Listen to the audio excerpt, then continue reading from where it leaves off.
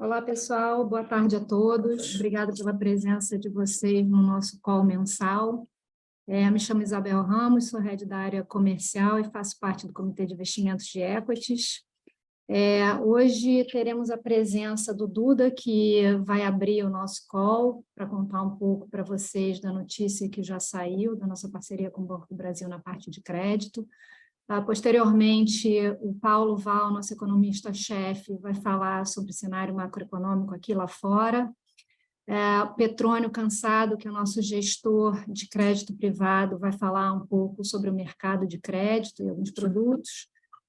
Posteriormente, o Pedro Drê, que é nosso gestor macro, vai falar do mercado de juros. E o Fernando Chibante, que também é gestor macro, vai falar sobre o mercado de moedas. E o Duda vai encerrar o call falando da parte de renda variável. Ao longo do call, a gente vai recebendo as perguntas que vocês possam ter e a gente vai respondendo elas ao longo do call também. Então, por favor, Duda, pode começar. Obrigado, Isabel. Boa tarde a todos os clientes. É um prazer estar falando com vocês. Fazer uma rápida introdução, só para dar uma boa notícia, que foi a nossa parceria comercial com o Banco do Brasil. Reforçar novamente o racional dela. Primeiro, ter um parceiro estratégico, e um parceiro estratégico muito interessante, né? A BB Asset é o maior player, né? O maior asset do Brasil, né? Com mais de 1 tri 400 bilhões. A gente sempre perseguir ter um parceiro forte, um parceiro estratégico, principalmente nos momentos difíceis, a gente poder se aproveitar das variações de mercado. Essa parceria também é interessante porque as pessoas no Banco do Brasil entram com um projeto de vida para 20 anos, está tocando. Então, aqui a gente também está renovando aí para 20 anos. A gente perseguir isso, a asset de referência, ter os melhores produtos de retornos ajustados ao risco para os clientes. Tá? Então, essa é a boa notícia. A gente cada vez mais está consolidado também na parte de crédito. A gente já está com um produto de liquidez que abriu recentemente em menos de 6 meses, que já está com mais de 50 milhões de reais. Estamos abrindo o produto de previdência D+7 e abrindo o produto D+30. Então, cada vez mais a gente também vai estar procurando ser referência nessa parte de crédito e regularmente o Petrônio, que é o nosso gestor, também vai estar falando aqui no call, que eu acho que é muito interessante. Ele tem insights muito interessantes em relação ao mercado em geral, agrega para todas as áreas e, de novo, a gente também tem convicção que a gente tem uma vantagem competitiva aí na parte de crédito. Tá? Então, fazer essa introdução, depois eu volto para falar de ações, mas vou passar a palavra aí um pouco para o Petrônio para ele falar de crédito. Deixa eu só, antes do Petrônio falar, talvez eu passar um pouco o cenário aqui. Perfeito, Paulo, desculpa. Vamos passar o cenário macro, depois entra o Petrônio, desculpe. Perfeito.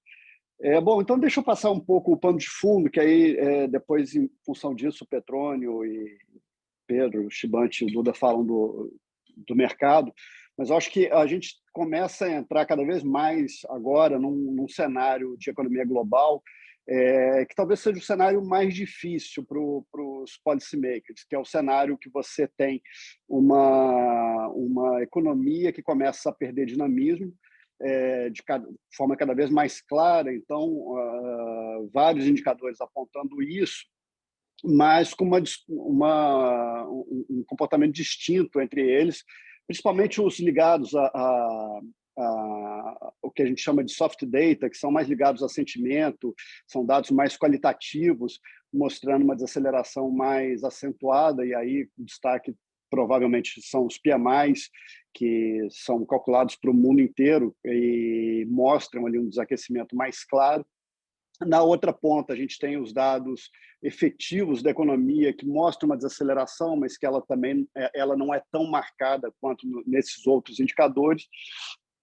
E nesse momento, os bancos centrais eles ficam numa posição que eles têm que avaliar o quanto desses dados qualitativos vai acabar refletindo nos dados efetivos da economia.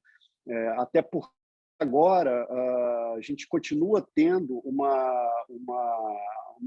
pressão ali pelo lado do mercado de trabalho em diversos países. Isso baixa na inflação de serviços, as taxas de desemprego, na maioria dos países, ela está baixa, ao redor do mundo, e mercado de trabalho apertado, e isso mostra que a gente pode ter um arrefecimento mais rápido da inflação de bens, e aí não só esses dados que eu comentei do qualitativos mostrando isso, mas também a própria normalização das cadeias, que fica cada vez mais clara, atua nessa direção, mas uma vez que esse efeito ele arrefece, tem uma questão de julgamento ali dos policymakers sobre o quanto de desaceleração tem efetivamente nesse segundo momento por conta da inflação dos serviços, que principalmente nos desenvolvidos é uma parte bem importante do processo inflacionário.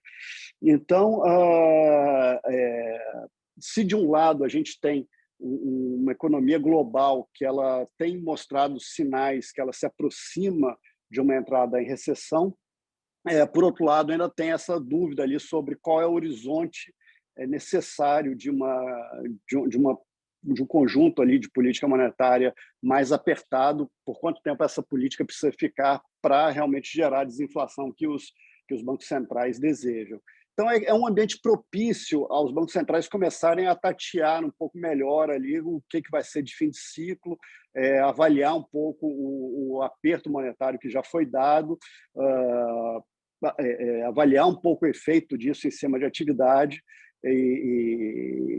enfim, é um momento que eles têm um ajuste mais fino para ser feito daqui para frente.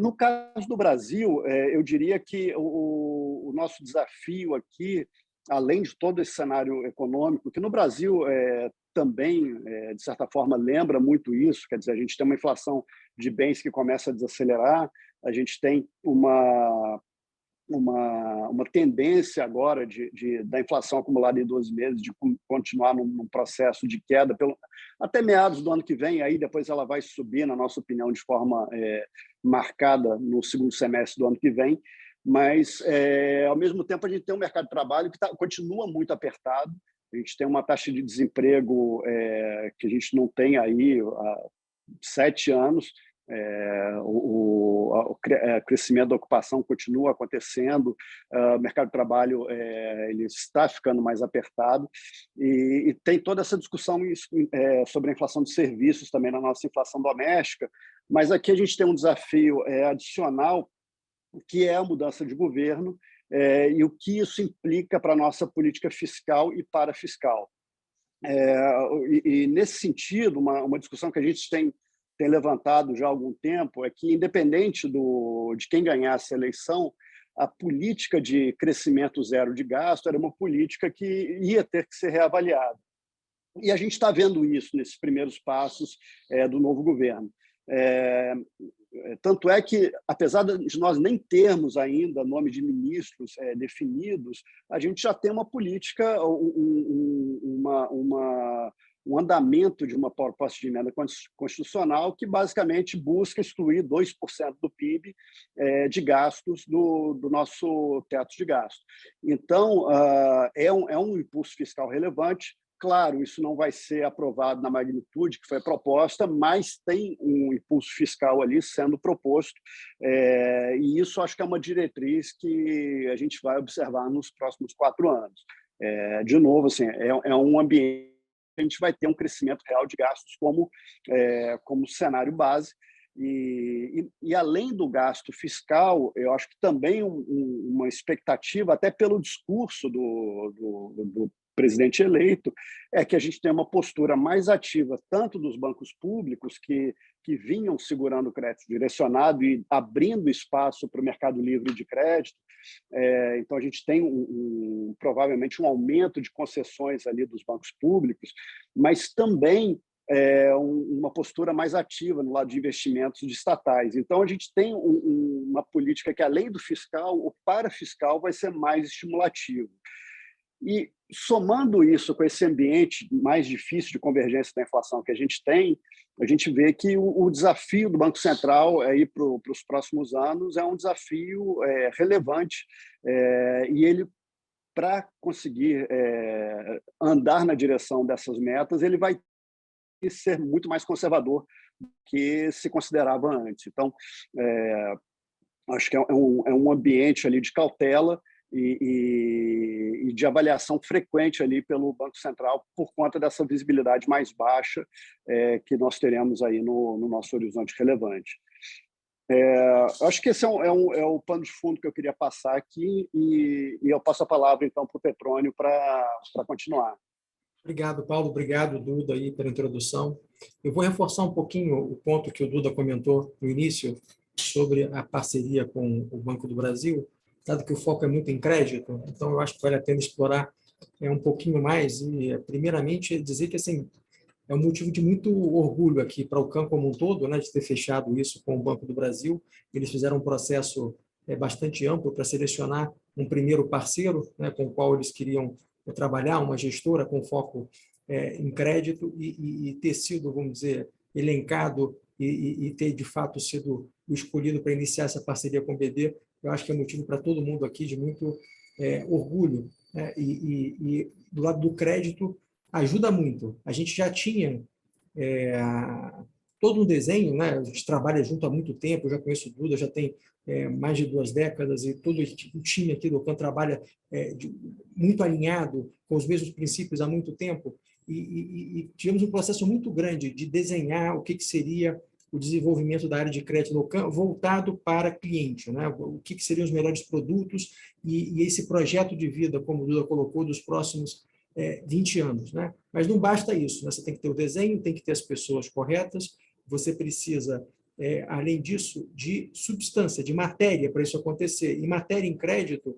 é relacionamento, né, de um lado com as empresas e do outro lado é passivo, o volume. Né? E eu tenho certeza que essa parceria com o Banco do Brasil nos ajuda nesses 2 quesitos que são fundamentais para você operar bem. Né? Tanto do lado de tem passivo estável, tem estabilidade, quanto do lado do relacionamento com as empresas. Então, tudo fica potencializado, melhora muito e facilita a operação do dia a dia. Então, eu tenho convicção que, com a parceria, a gente vai ser capaz de entregar resultados ainda melhores para os clientes, fruto de você ter capacidade de tirar a oportunidade, transformar a crise em oportunidade. E aí eu já faço o link com o cenário que o Paulo passou, que é um cenário mais desafiador, de juros mais altos por mais tempo. Eu vou tentar resumir dessa maneira. É um cenário que a gente já vinha imaginando, né, e já estava no radar desde o começo, quando começamos os primeiros fundos de crédito. Eu acho que esse é um cenário, de certa forma, do ponto de vista técnico, bom para a renda fixa, né, porque você tem um CDI mais alto, e, do outro lado, ele inspira alguns cuidados. E que tipo de cuidado a gente está olhando, como a gente está operando? A gente está operando focando em setores que são menos cíclicos, menos dependentes de consumo, e focando mais em setores mais resilientes, né? Infraestrutura, saúde, setores que são menos afetados por esses juros mais elevados.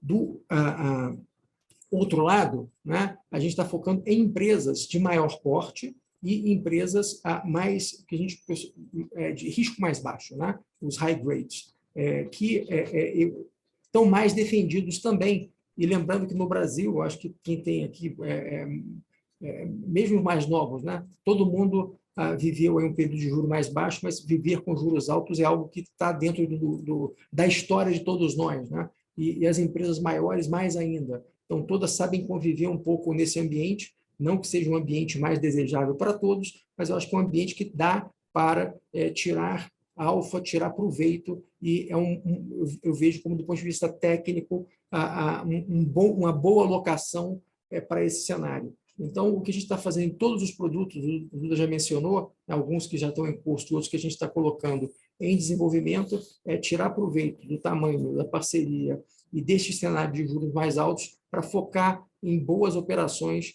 ao longo dos próximos anos. Né? Eu acho que, como resumo aqui para esse mês, só destacar do ponto de vista do mercado de crédito, um highlight mais sobre o mês de novembro, né?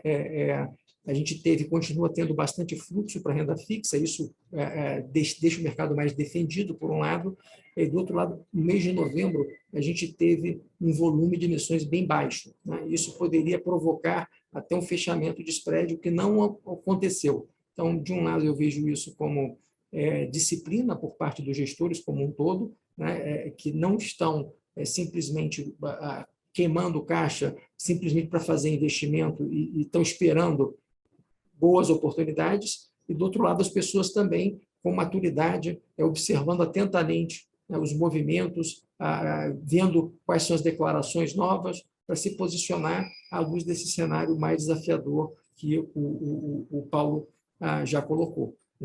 Por outro lado, assim, para dezembro, eu já começo a ver algumas empresas querendo voltar ao mercado, acessar, e o mercado no secundário está funcionando muito bem. Então, eu acho que as perspectivas para frente elas são bem positivas aqui para o mercado de crédito. Tá? Do meu lado era isso aqui, não queria tomar muito tempo de vocês. Vou passar a palavra aqui para o Pedro Odré, para ele dar continuidade na parte de juros. Ótimo, obrigado, Petroni. Bom, boa tarde a todos. Então, dando sequência aqui, falando sobre o mercado de juros, primeiramente, pela parte internacional, acho que a gente está vivendo um momento muito importante lá fora, que o Paulo já abordou muito bem aqui, onde, de maneira geral, assim, os principais bancos centrais passam por um processo de amadurecimento nesse processo de retirada de estímulos e aperto, e enxugamento de liquidez, redução de balanço, né, usando o Fed como referências, que ele já passou por um processo muito relevante de aperto monetário. E aí eu destacaria aqui até um pouco, ontem o presidente do Fed, o Powell, participou de um evento, né, ele leu um discurso e participou de uma sessão de perguntas e respostas, e acho que chama um pouco a atenção o nível de confiança que o Fed está nesse momento do processo de aperto monetário que ele já fez. Realmente, a postura dele parece que mudou bastante, né, com o reconhecimento de que muito já foi feito até aqui. Lembrando, o Fed já trouxe os juros veio de 0 para entre 3,75 e 4. Né, ele entregou a quarta alta de 75 bases, movimentos muito fortes, e ele se vê numa situação um pouco mais confortável nesse combate à inflação, né, e até com um reconhecimento que, a despeito da melhora não ter sido muito clara nos números, ele precisa desacelerar o ritmo de aperto monetário. Né, ele praticamente sinalizou uma alta de 50 bases para a reunião de dezembro, então uma desaceleração de pace, com medo de fazer um processo de aperto muito forte, a overtight, a palavra que ele usou. Né?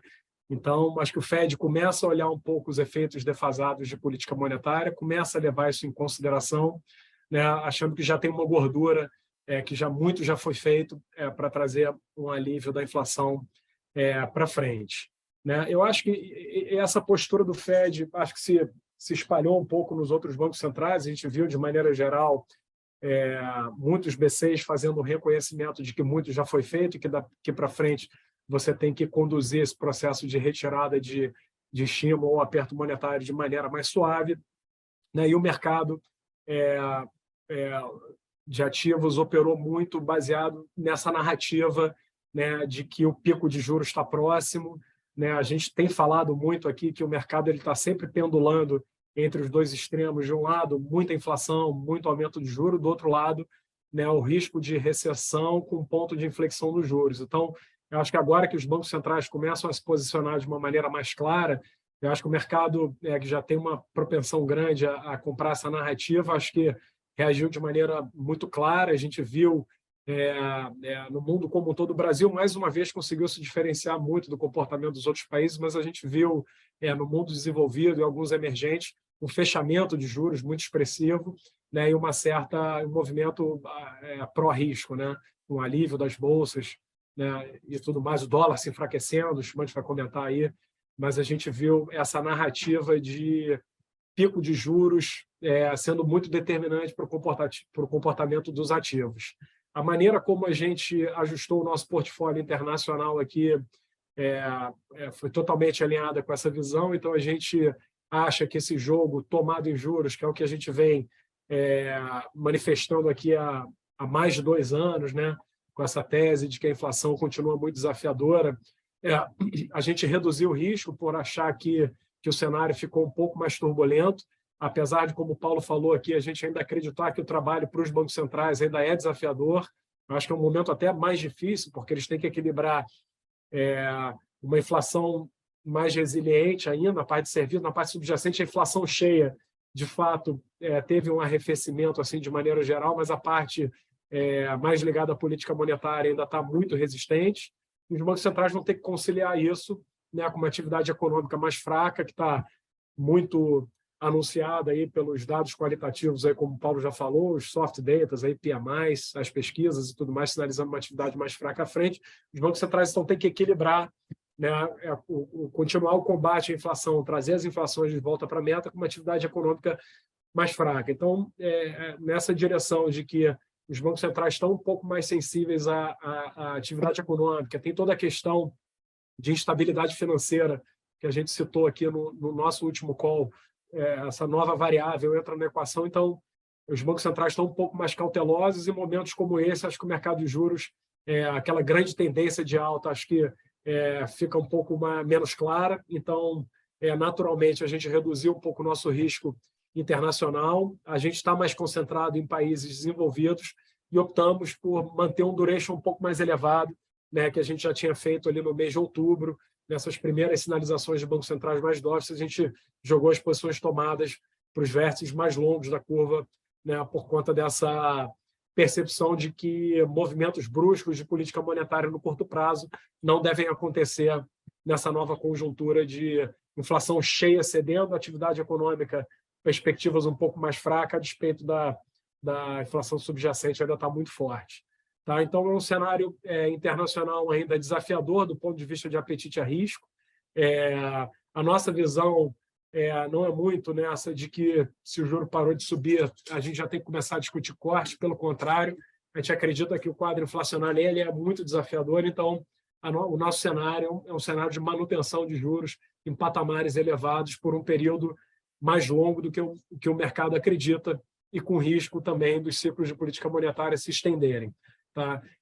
O nosso risco em países emergentes está muito baixo, a gente tem pequenas posições em 3 ou 4 países, ainda pouco relevantes, estamos concentrando as posições aqui, principalmente na Europa, na Alemanha, que a gente entende que o patamar de juros é muito baixo, e um pouco de Estados Unidos também, que a gente identifica como sendo também um preço assimétrico.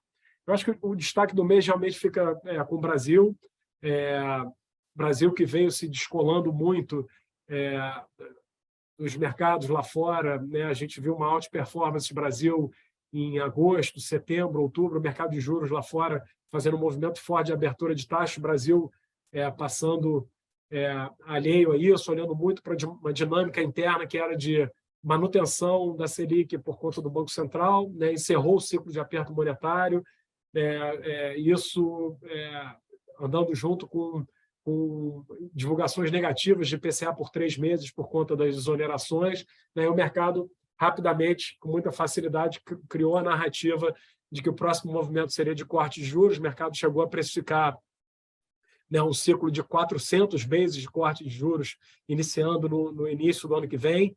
A gente não entendeu muito esse movimento, falamos aqui durante alguns meses que o mercado estava com uma precificação extremamente otimista, a gente não compartilhava muito dessa visão de que o Banco Central poderia cortar o juro, muito por conta das questões fiscais que a gente tem muito claras. A gente estava passando por uma eleição extremamente competitiva, a plataforma dos dois candidatos, tanto do Lula quanto do Bolsonaro, era de expansão de gastos, mas o mercado comprou uma narrativa de que, independente de quem fosse o novo governo, o primeiro ano é sempre um ano de aperto fiscal, então isso abriria espaço para o Banco Central cortar os juros. Passadas as eleições, Lula vitorioso, acho que a gente viu uma reafirmação das promessas de campanha, acho que está mais do que claro, o que a gente repete várias vezes aqui, as preferências estão reveladas do Poder Executivo, acho que eles vão entregar as promessas de campanha, excepcionalizar o Bolsa Família do teto de gastos, entregar os reajustes de salário mínimo, promover o aumento da faixa de isenção do imposto de renda, talvez não agora, mas fato é que existe uma demanda muito clara de expansão de gastos. Isso vai acontecer, nesse primeiro ano do novo governo. Não sabemos qual instrumento, o mercado fica muito querendo entender qual o tamanho da PEC, é de 200 bi, é de 150, é de 80. Na nossa visão, pouco importa qual o instrumento e o tamanho agora, a vontade de gastá-la está presente. Então, se vai ser via PEC, se vai ser crédito extraordinário, se vai ser MP, eu acho que isso pouco importa. A gente vai ter uma expansão fiscal no ano que vem muito forte, sem contar o parafiscal, que o Paulo já falou muito aqui, via crédito dos bancos públicos, a expansão da carteira do balanço dos bancos, que vai impulsionar ainda mais um choque de demanda ainda mais forte para a economia no ano que vem. Então, tudo isso somado dificulta e muito o trabalho do Banco Central de trazer as inflações para a meta. A gente já vê aí as inflações a mercado, as implícitas das NTNBs, com nível de desancoragem extremamente elevado, né? A gente viu um movimento de alta muito forte depois das eleições, as implícitas chegaram perto de 7%, cederam um pouco, estão entre 6,30% e 6,5%, mas ainda muito distante da nossa meta de 3%. Então, o Banco Central tem um trabalho muito duro à frente. Né, o mercado veio de um ciclo de queda de 400 bases para agora um ciclo de alta de 100 bases, um movimento realmente muito forte da curva de juros. Né, a gente conseguiu capitalizar bem na parte macro as posições tomadas em juros aqui no Brasil, perdemos lá fora, né, com as posições tomadas em juros que cederam, mas acho que a gente pegou bem esse movimento de performance negativa de Brasil que aconteceu nos últimos 30 dias. Então, um desafio enorme para o Banco Central. A gente ainda não acredita que o mercado de juros reflete o verdadeiro desafio que tem pela frente. A gente acha que um cenário base, talvez as probabilidades estejam distribuídas entre a manutenção da Selic por um tempo muito prolongado ou uma nova elevação, né, de Selic, fazendo frente a esse estímulo fiscal que a gente vai ter ano que vem. Então, dito isso, a gente continua acreditando que a curva de juros oferece boas oportunidades para posições tomadas em juros. A curva acho que ainda tem um viés de querer buscar um ciclo de corte de juros muito rápido. Acho que está sendo muito influenciada pelo cenário internacional, que sofreu uma inflexão muito forte nesse último mês. Então, a gente vê uma demanda de investidores estrangeiros aqui para aplicar pré na parte longa de juros. Mas, de novo, a gente continua muito cético, né, com esse panorama fiscal. O Banco Central vai ter um trabalho bastante desafiador à frente. Então, a gente continua perseguindo aqui posições tomadas no Brasil. A volatilidade tem sido muito elevada, parece que o mercado ainda está fora de preço de equilíbrio. Então, dito isso, as posições aqui ainda estão mais para medianas, e esse final de ano é sempre importante lembrar que tem um fator sazonal que costuma ser bastante favorável, então a gente tem que respeitar um pouco esse movimento. Estamos aqui esperando talvez um exagero um pouco maior do mercado para voltar a ter posições mais fortes. Mas as convicções continuam. A gente ainda acredita que esse tema de inflação vai continuar permeando não só no Brasil, mas no resto do mundo também. Então, continuamos com viés de posições tomadas em juros, menores lá fora, mais concentradas no Brasil, por conta da volatilidade ainda elevada, posições ainda abaixo do que o que a gente gostaria de ter. Então, acho que é isso. Vou passar para o Shibante para falar de moedas. Obrigado, Pedro.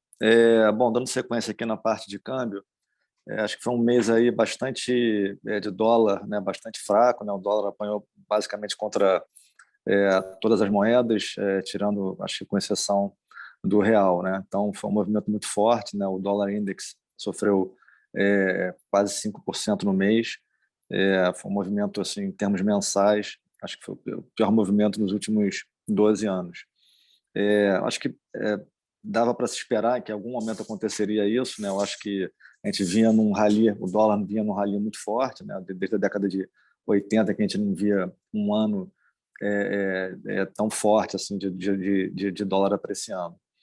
Então acho que é uma correção que a gente está tendo agora no momento. Acho que a grande discussão, na nossa visão agora, fica tentar entender se o dólar, né, global está fazendo um pico aqui, né, depois desse movimento forte, né, que teve ao longo do ano.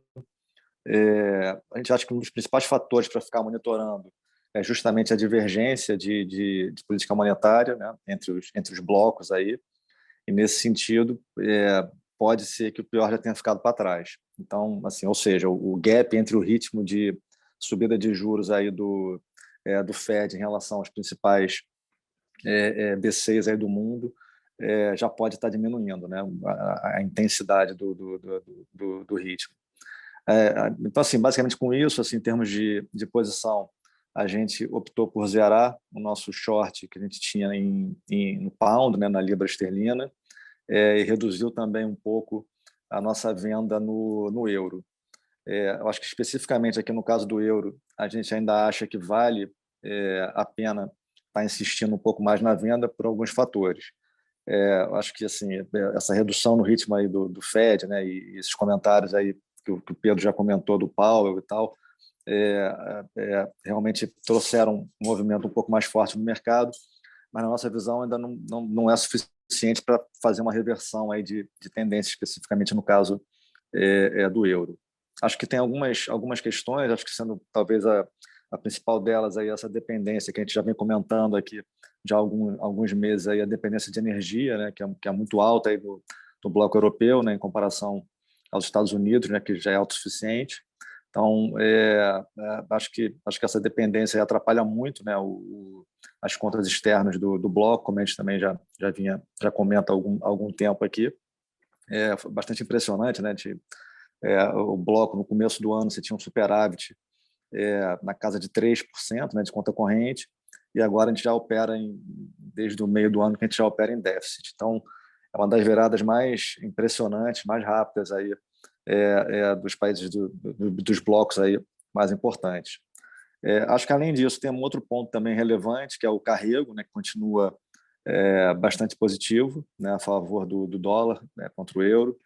A Europa, apesar de estar subindo os juros, acho que ainda está em um nível muito baixo, então certamente é um dos mais baixos aí, entre os principais blocos também.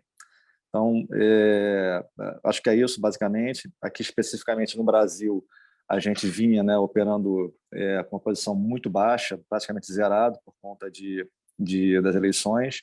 Acho que passou o evento, como o Pedro comentou, aí a nossa visão, as informações iniciais são bastante desafiadoras, então a gente voltou a carregar, a montar uma posição vendida no real, né, comprada em dólar, basicamente via opção e via futuros.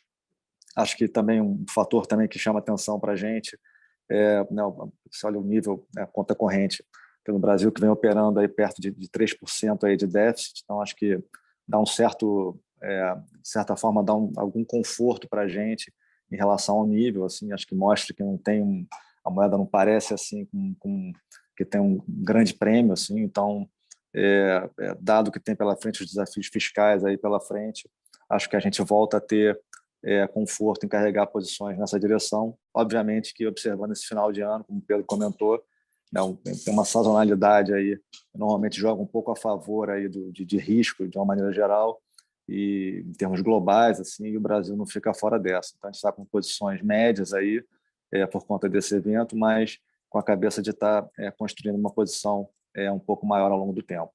Tá? Acho que é isso, basicamente. Eu vou passar para o Duda para comentar na parte de bolsa agora. Obrigado, Fernando. Bom, falando um pouco aqui de bolsa, o que a gente tem visto, tá?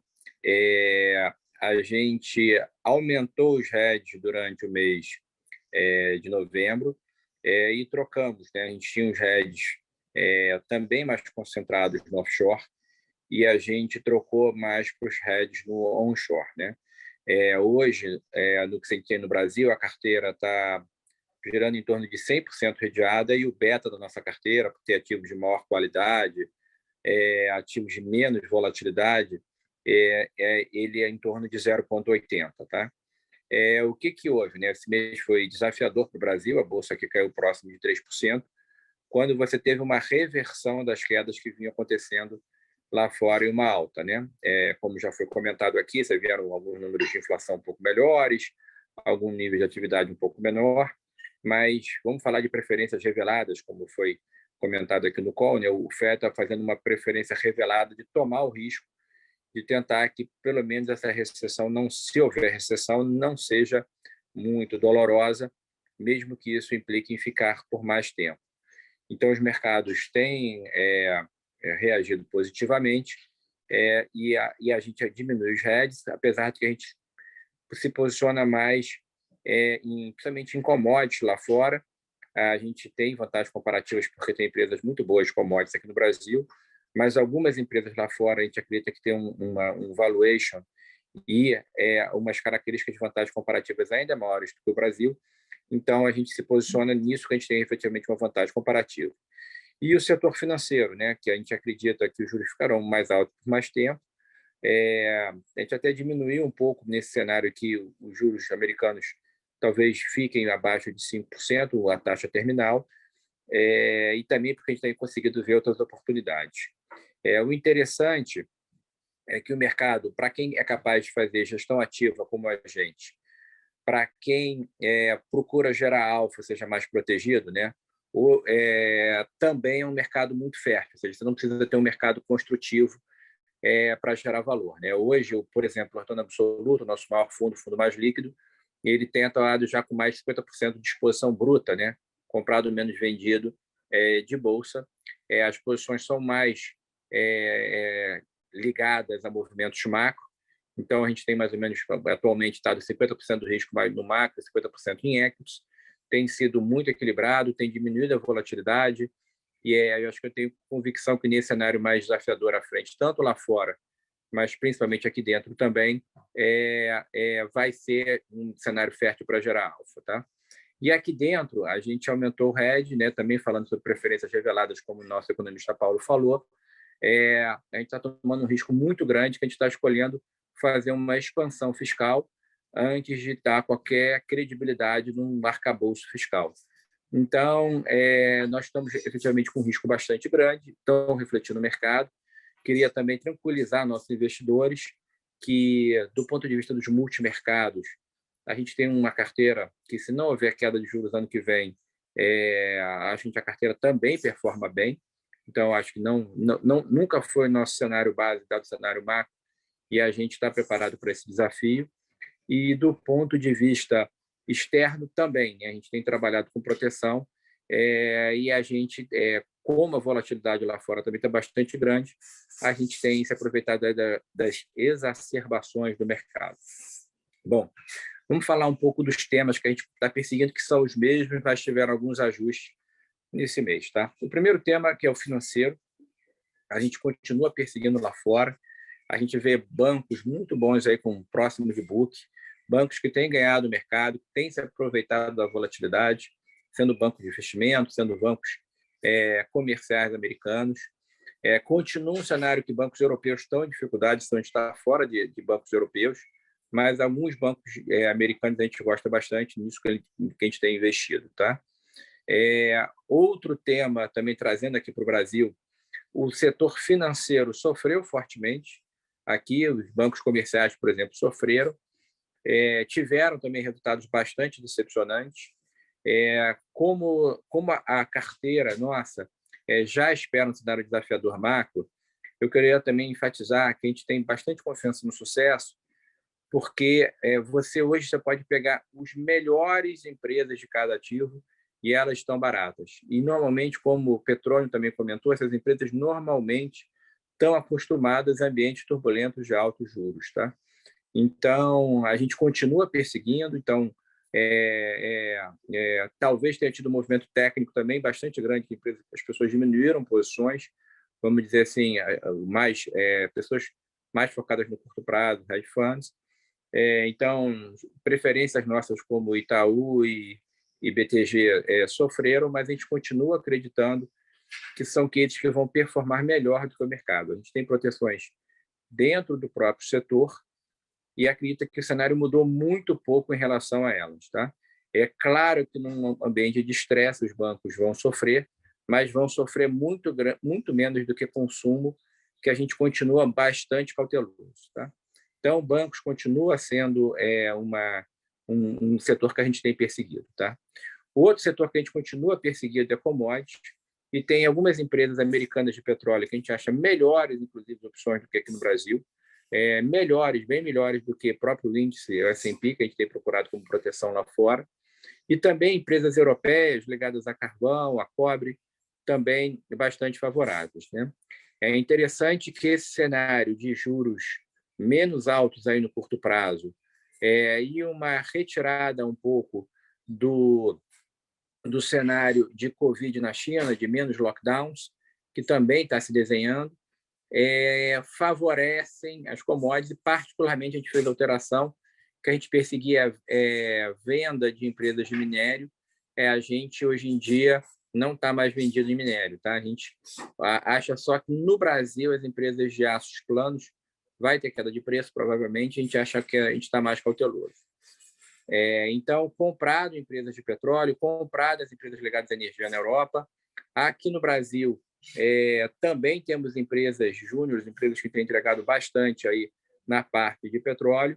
A Petrobras, que é sempre um case muito polêmico, a gente também tem sido um pouco cauteloso aí, com cenários mais catastrofistas para o curto prazo. No longo prazo, realmente você pode ter uma destruição de valor bastante grande, mas acho que isso demora um pouco e você deveria ter um pouco de racionalidade. Então, fica um case bastante emblemático, não fica um case para nós de longo prazo, mas também a gente tem conseguido extrair valor com as extrapolações dos movimentos da Petrobras. Tá?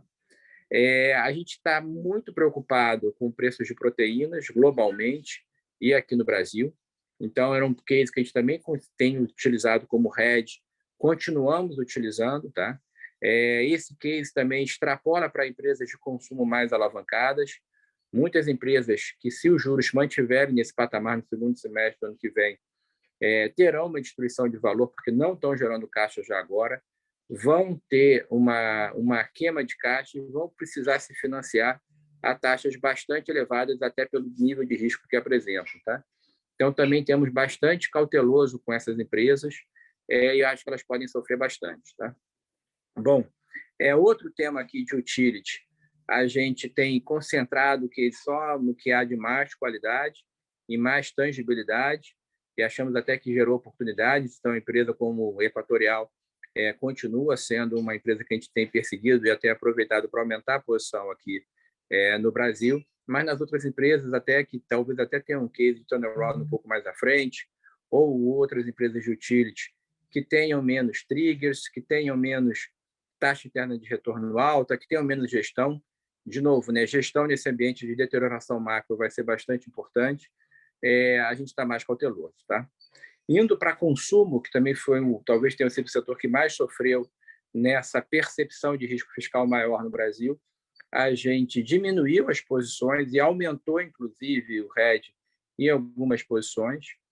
A gente continua achando que varejo de atacado no Brasil vai ser um player que vai outperformar. A empresa que a gente está investido está tendo uma performance superior a seus pares e muito superior a outras empresas de varejo. A gente continua bastante preocupado com a parte de e-commerce, bastante preocupado, de novo, com as empresas mais alavancadas. O setor de aviação também, infelizmente, com um nível de petróleo alto e, de novo, um risco de Covid maior, que a propensão à viagem vai diminuir, também é algo que preocupa a gente bastante. Então, tem vários setores aí ligados a consumo, a viagens, que eu acho que vão ficar mais combalidos. Tá? Então, a gente também tem atuado de forma mais conservadora. Mas o meu ponto, de novo, a mensagem aqui para vocês é que não importa o ambiente, aqui a gente tem um fundo efetivamente para qualquer cenário. Mesmo o fundo de ações, ele está com um percentual de caixa maior, tem perseguido também fazer diversificação para o mercado externo, que também tem gerado valor. Então, ao final do dia, a gente também tem convicção que a gente consegue performar melhor do que o mercado. Lembrando que, do ponto de vista de valor, o mercado vai ser um desafio muito grande. O Brasil não é realmente para amadores, né? Do ponto de vista de valor, tem várias opções de valor baratas, mas eu acho que é fundamental essas empresas terem crescimento apesar desse ambiente. E quando você olha, infelizmente, do ponto de vista de taxa de desconto e juros altos, atua contra. Tá? Então, você vai ter que ter efetivamente bastante equilíbrio. Bom, essas seriam as minhas palavras. Eu passo aí para a Isabel, para ela fazer umas considerações. Duda, a gente não tem mais perguntas para serem respondidas, então podemos seguir para as considerações finais, caso alguém queira falar mais alguma coisa. Não, tá bem. Eu só queria agradecer novamente a confiança, queria dar essa boa notícia da parceria comercial. Eu acho que a gente está renovando para os próximos 20 anos com mais uma vantagem competitiva. Né? Queria ressaltar que todo dia que a gente acorda e dorme pensando em vantagens comparativas que a gente pode ter para cá. Estamos no processo também, nesse momento que talvez alguns dos nossos pares estão diminuindo o número de pessoal, a gente está aumentando, está investindo na parte de crédito, está investindo na parte de equities internacional. Então, a gente está tendo até a oportunidade aí de investir para sempre procurar vantagem competitiva. Tá? Bom, queria mais uma vez agradecer a todos e desejar uma boa tarde. Boa tarde, pessoal. Obrigada. Obrigado. Obrigado, boa tarde.